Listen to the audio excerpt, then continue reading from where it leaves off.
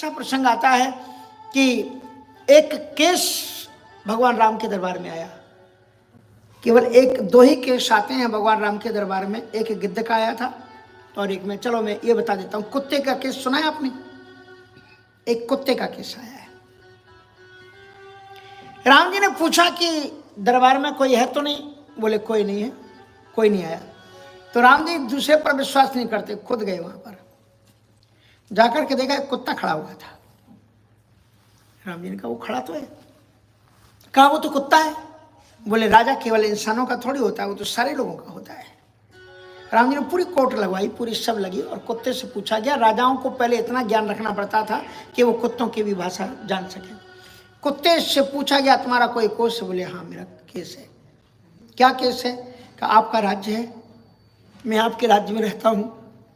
गर्मी का टाइम था, एक वृक्ष के नीचे एक अच्छी चट्टान थी, उस चट्टान पर मैं बैठ गया और मुझे नींद आ गई।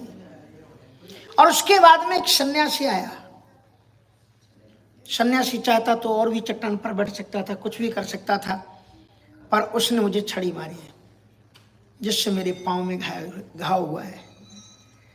और ये चाहते तो बैठ सकते थे, वैसे भी मुझे जगा देते, इसलिए मुझे कष्ट हुआ है। क्या आपके राज्य में कुत्तों के लिए स्थान नहीं है? श्री राम जी ने उस सन्यासी को तलाश करवाई, कोर्ट लगाई गई, सन्यासी से पूछा गया। सन्यासी झूठ नहीं बोलता था, उसने सत्य बोला कि हाँ ये गलती मुझसे हुई है, स्वीकार किया। तो पूछा गया कि क्या इसका दंड दिया जाए? तो आप आश्चर्य में पड़ जाओगे। तो उसने, कुत्ते ने कहा इन्हीं से पूछो। वो सन्यासी ने कहा इसी कुत्ते से पूछो। तो कुत्ते ने कहा कि सर इनको एक विशिष्ट मठ का इनको महंत बना दो। पूरे पुरस्कार है कि ये दंड है? बोले हाँ मैं भी एक जगह का महंत था पहले।